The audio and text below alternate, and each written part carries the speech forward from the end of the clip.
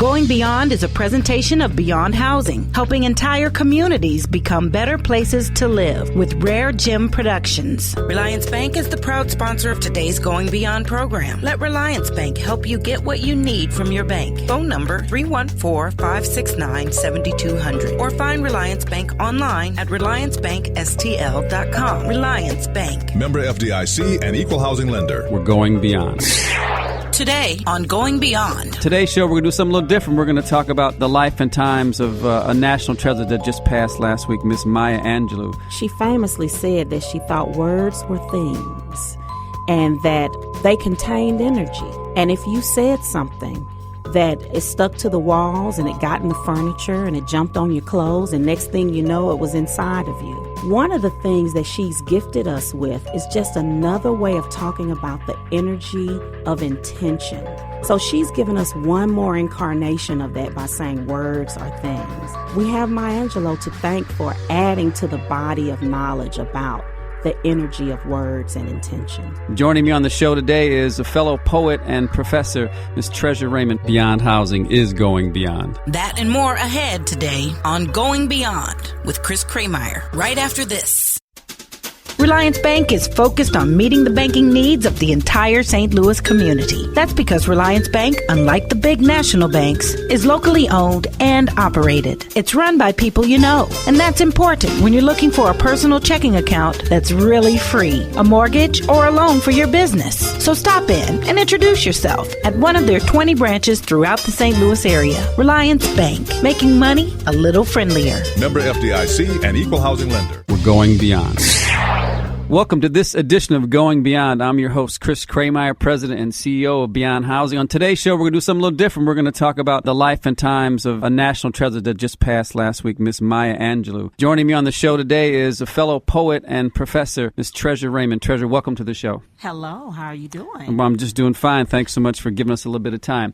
Tell our listeners a little bit about your background, so give a little bit of context, and then we'll talk about Miss Angelou. My name is Treasure Shields Redmond, and I am a person who enjoys dual citizenship because I was raised in Meridian, Mississippi. But my father, who is Poet Laureate of East St. Louis, Illinois, and his name is Eugene B. Redmond, always resided in East St. Louis for most of his life. So I would always come up to the St. Louis metro area, East St. Louis, in particular for summers and for holidays. Right now, I'm an assistant professor of English at Southwestern Illinois College, a doctoral student, and a poet and performer here in the area. So it's good to be here. We're glad to have you on the show and get clearly your expertise on this particular topic. So I think most of our listeners are like me. They have a little bit of a picture of Maya Angelou that probably doesn't give kind of the full span and breadth of her life, which was, simply an unbelievable journey that she took and then, quite frankly, shared with us in a lot of different ways. So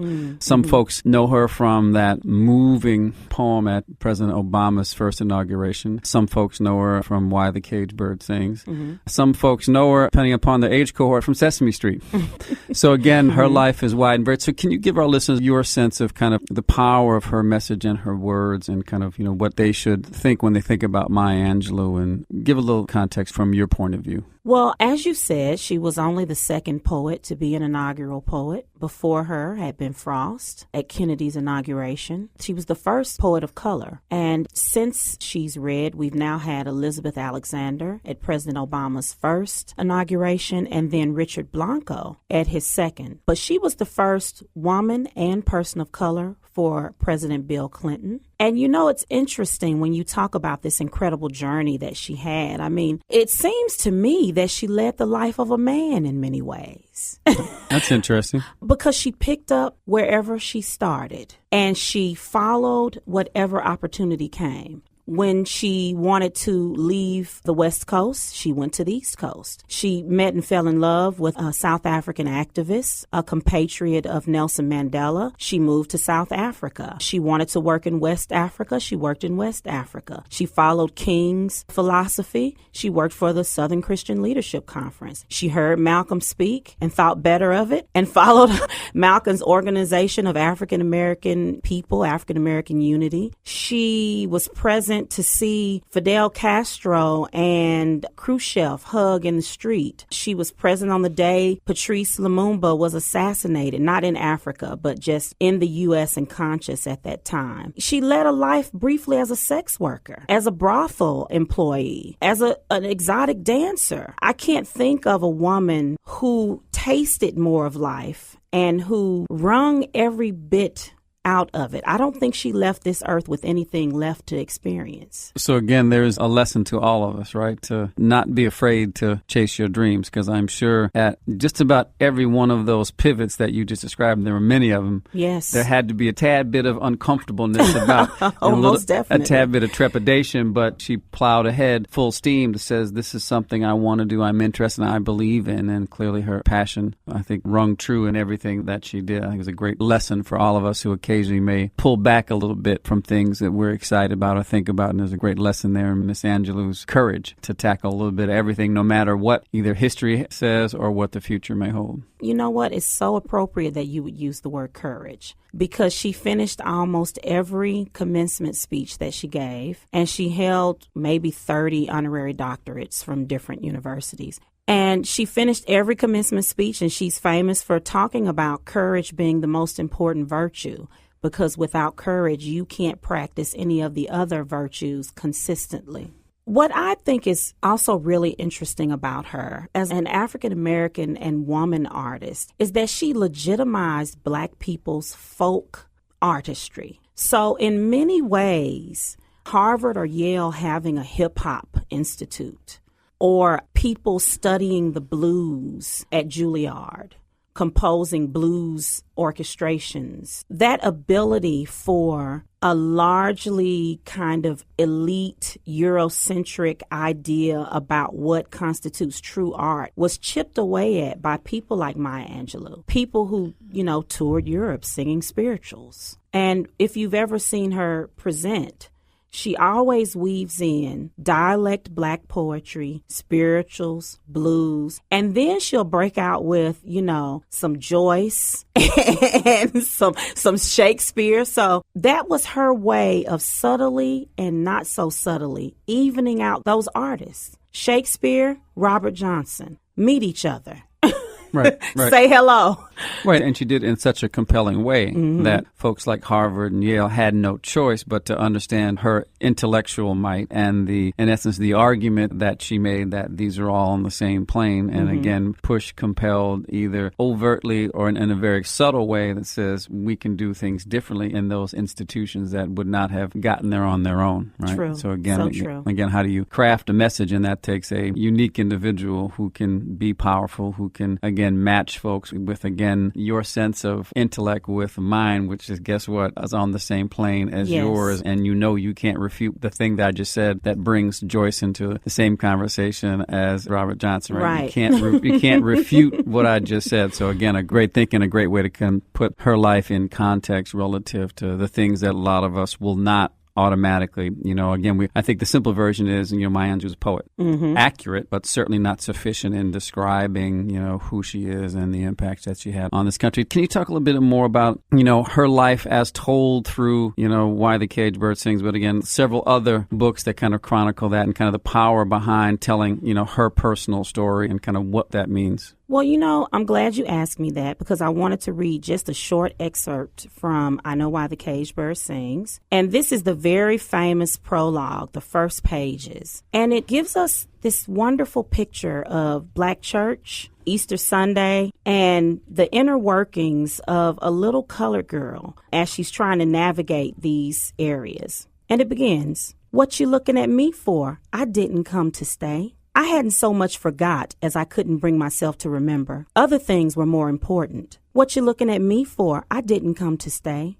Whether I could remember the rest of the poem was immaterial. The truth of the statement was like a wadded up handkerchief, sopping wet in my fists, and the sooner they accepted it, the quicker I could let my hands open and the air would cool my palms. What you looking at me for? The children's section of the Colored Methodist Episcopal Church was wiggling and giggling over my well-known forgetfulness. The dress I wore was lavender taffeta, and each time I breathed, it rustled. And now that I was sucking in air to breathe out shame, it sounded like crepe paper on the back of hearses. As I'd watched Mama put ruffles on the hem and the cute little tucks around the waist, I knew that once I put it on, I'd look like a movie star. It was silk, and that had made up for the awful color. I was going to look like one of the sweet little white girls who were everyone's dream of what was right in the world. Hanging softly over the black Singer sewing machine, it looked like magic, and when people saw me wearing it, they were going to run up to me and say, "Marguerite." Sometimes it was, "Dear Marguerite, forgive us, please. We didn't know who you were." And I would answer generously, "No, you couldn't have known. Of course, I forgive you." Powerful. Yes. Language, visuals, I could see the dress. Right. Right. I could literally in my mind see her as a young child in that dress, right? Again, just powerful language, powerful messaging about, relationships and perspectives and sense of self. And again, all that makes life complicated sometimes, and particularly for children as they navigate the challenges of the world. Right. And she gets in, race, which, is an important centerpiece in the novel in that it establishes a world populated by mostly black people, but that doesn't operate outside the history of institutionalized racism and segregation that she dealt with in various incarnations throughout her many biographies that she wrote, her autobiographies. So clearly nowhere near enough time on this particular subject. But as we come to close, when we think about the connectivity of both poetry and the spoken word to 2014, I think sometimes the lack of time we give ourselves to appreciate language and soak and steep in language. Kind of give us your sense of someone who clearly is all about the language and both steeping and soaking in the importance of language and how we use it. Talk a little bit about, as we come to close, what Maya Angelou kind of gave you as a springboard to the way you think about your work and your life today. Well, she famously said that she thought words were things and that they contained energy. And if you said something that it stuck to the walls and it got in the furniture and it jumped on your clothes, and next thing you know, it was inside of you. And, in the black church and in Christian church in general, they talk about the word made flesh, or he stepped out on the word. The word does not come back void. So one of the things that she's gifted us with is just another way of talking about the energy of intention, verbalizing intention. How many of us have watched people we loved who are very famous who talk about, I wrote down I wanted a talk show. I wrote down I wanted a doctorate. I wrote down that I was going to finish high school. So she's given us one more incarnation of that by saying words are things. And I think that many young poets, spoken word artists, are operating with that intentionality, speaking into the air the things that they want to become real, speaking those things that are not as though they are. So we have Maya Angelou to thank for adding to the body of knowledge about the energy of words and intention. So as we celebrate the life, and clearly we did not do her full life justice in this short amount of time, but Miss Treasure Redmond, poet and professor, thank you for bringing us such wonderful words yourself about Miss Angelou. Well, thank you for having me here. Thank you very much. Reliance Bank is pleased to sponsor today's Going Beyond radio show. With 20 locations throughout the St. Louis area, Reliance Bank, your locally owned hometown bank, is making money a little friendlier. Member FDIC and equal housing lender. We're going beyond. Going Beyond is a presentation of Beyond Housing, helping entire communities become better places to live with RareGem Productions.